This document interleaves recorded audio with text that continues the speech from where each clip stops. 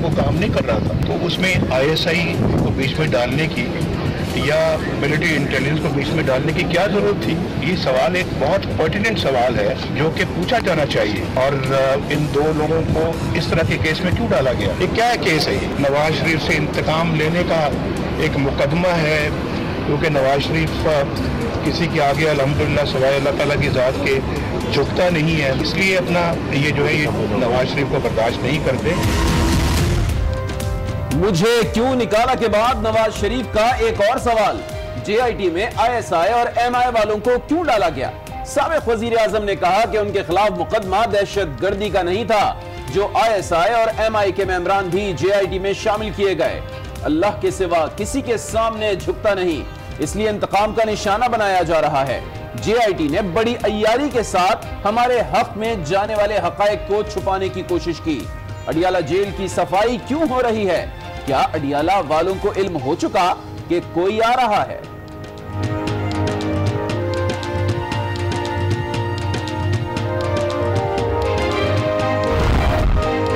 नवाज शरीफ को बिल्कुल बंद गली की तरफ धकेला नहीं जा रहा, उसको अडियाला की तरफ धकेला जा रहा है। इमरान खान ने कहा कि नवाज शरीफ को बंद गली नहीं, अडियाला जेल की तरफ भेजा जा रहा है। शहबाज शरीफ खैबर पख्तूनख्वा में भी पैसा बनाने का सोच रहे हैं। पंजाब में 2 मेट्रो इतने खसारे में चल रही हैं जिनमें 2 शौकत खानम अस्पताल बन जाते। नवाज शरीफ ने मौलाना फजलुर रहमान के कहने पर पार्टा इस्लाहात मुस्तरद की। कबायली इलाकों के मसाइल आर्मी चीफ के सामने रखने का ऐलान कर दिया।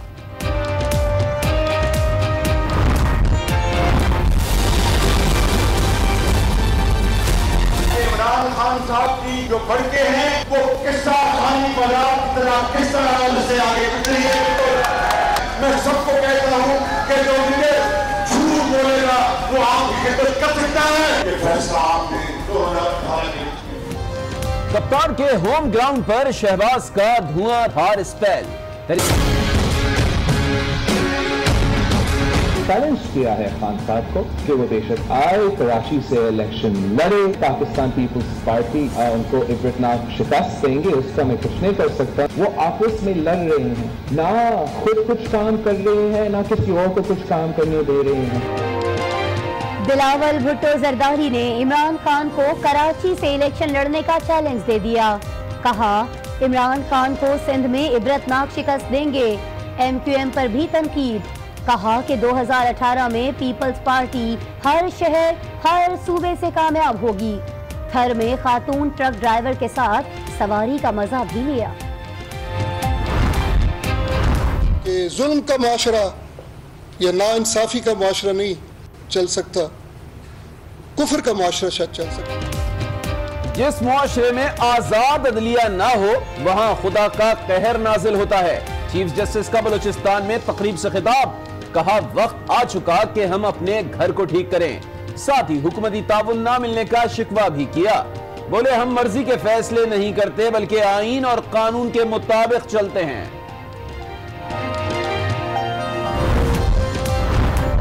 आर्मी चीफ की जेर सदारत कोर कमांडर्स कॉन्फ्रेंस। मुल्की सलामती और इलाकाई सूरत हाल पर गौर। ऑपरेशन रद्दुल फसाद का जायजा। क्लियर कराए गए इलाकों को बेहतर सिविल इंतजामिया के हवाले किया जाए। जनरल कमर बाजवा की हिदायत। कहते हैं कि अवामी ख्वाहिशात के मुताबिक फाटा को कौमी धारे में लाना है। खुशहाल बलूचिस्तान प्रोग्राम पर भी तबादला ख्याल। नैब रेफरेंसेस में नवाज शरीफ के वकील की 10 रोज बाद वाजिद जिया पर जिरा मुकम्मल। नैब प्रोसिक्यूटर और ख्वाजा हारिस की आज भी तल्ख कलामी। मरियम नवाज के वकील ने वाजिद जिया पर जिरा शुरू कर दी। आपने इमरान खान को शामिल तफ्तीश क्यों नहीं किया? अमजद परवेज का सवाल। वकील सफाई अब कहीं ये भी ना पूछ लें कि इमरान खान ने कितनी शादियां की। नैब प्रोसिक्यूटर का लुकमा।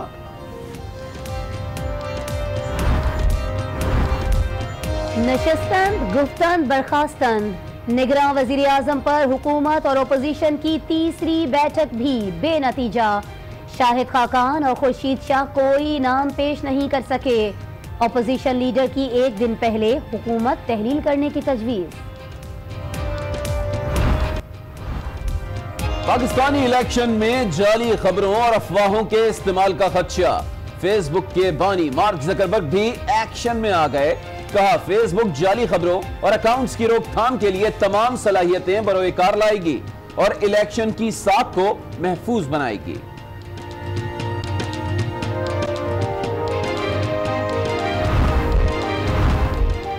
इलेक्शन कमीशन ने सरकारी नौकरियों पर पाबंदी लगा दी। 1 अप्रैल के बाद दिए गए इख्तियारात पर भर्तियां नहीं होंगी। तरक्याती स्कीमों पर भी पाबंदी आयद कर दी गई।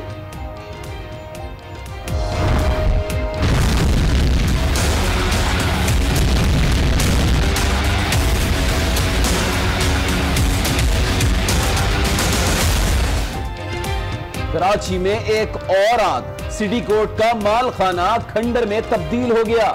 16 घंटे बाद काबू पाया गया। लाखों के जेवरात, प्रॉपर्टी पेपर्स और असलहा बारूद तबाह हो गया।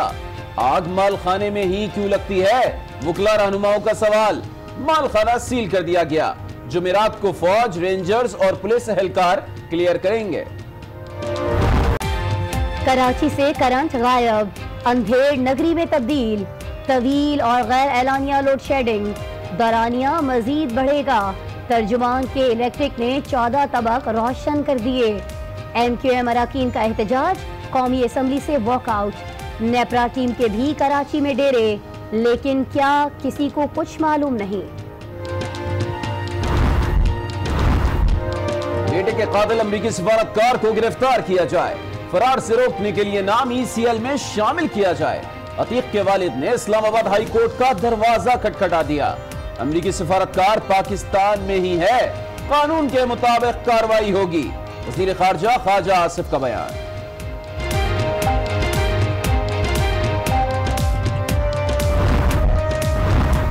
तब्दीली या तबादला, MQM के रुकने सिंध असम्बली हाजी अनवर पाक सरजमीन पार्टी में शामिल।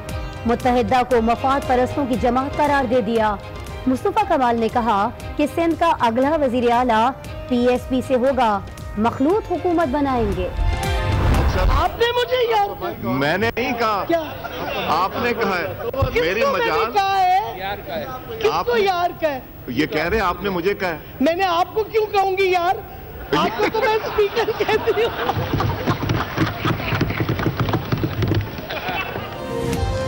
कौमी असेंबली में खट्टी मीठी तकरार। मुझे यार क्यों कहा, स्पीकर का सवाल। मैं क्यों यार कहूंगी, शीरी मजारी का रद्द अमल। आपने फिर यार कह दिया, स्पीकर का चुटकुला। आइंदा ख्याल रखें, सबके सामने यार ना कहें। शनाख्ती कार्ड पर अपनी उम्र देखी है? अयाज साबिक का सवाल। मेरी उम्र आपसे कम ही है। PTI रहनुमा का जवाब।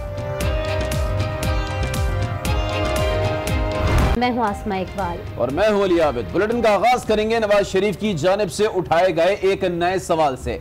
मुझे क्यों निकाला के बाद नवाज शरीफ ने अब नया सवाल उठा दिया है और कहते हैं कि GIT में ISI और MI वालों को क्यों शामिल किया गया। साबिक वजीर आजम ने कहा कि नवाज शरीफ अल्लाह के सिवा किसी के सामने झुकता नहीं, इसलिए इंतकाम का निशाना बनाया जा रहा है। उनके खिलाफ मुकदमा दहशतगर्दी का नहीं था, जो ISI और MI के मेंबरान भी GIT में शामिल किए गए। GIT ने बड़ी अय्यारी के साथ हमारे हक में जाने वाले हकायक को छुपाने की कोशिश की।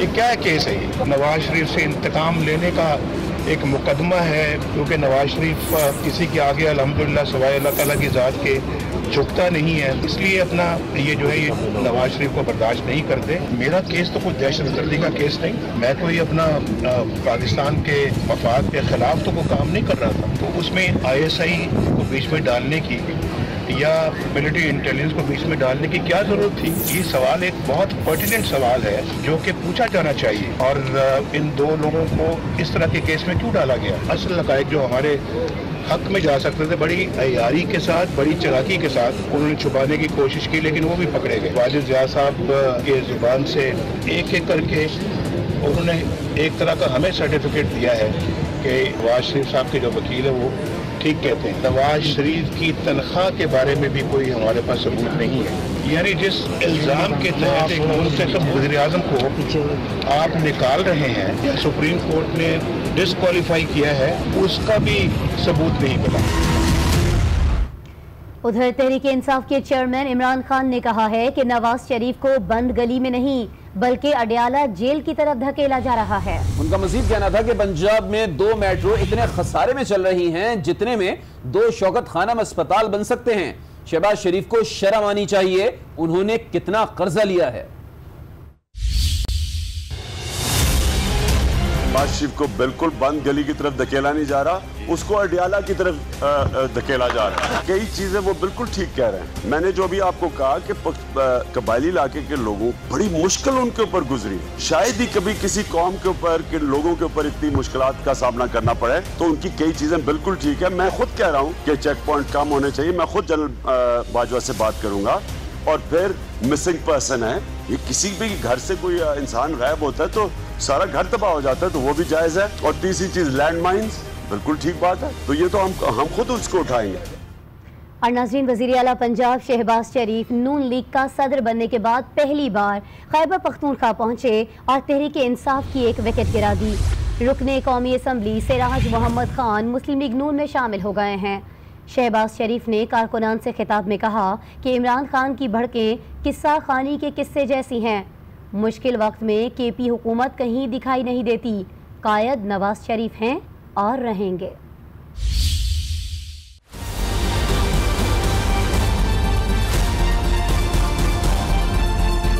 इमरान खान साहब की जो भड़के हैं वो किस्सा खानी बाजार की तरह किस तरह उनसे आगे गुजर रही है। बिल्कुल।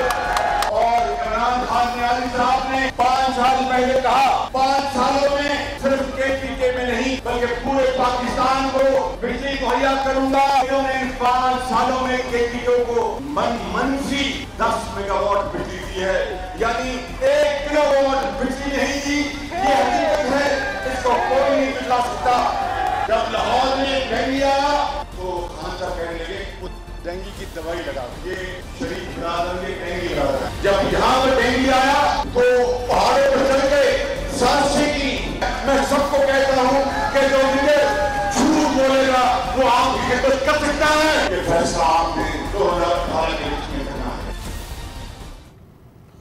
बिलावल भुट्टो जरदारी ने इमरान खान को कराची से इलेक्शन लड़ने का चैलेंज दे दिया है और कहा कि इमरान खान को सिंध में इबरतनाक शिकस्त देंगे। MQM पर भी तनकीद के तीर बरसाए और कहा कि 2018 में पीपल्स पार्टी हर शहर और हर सूबे से कामयाब होगी।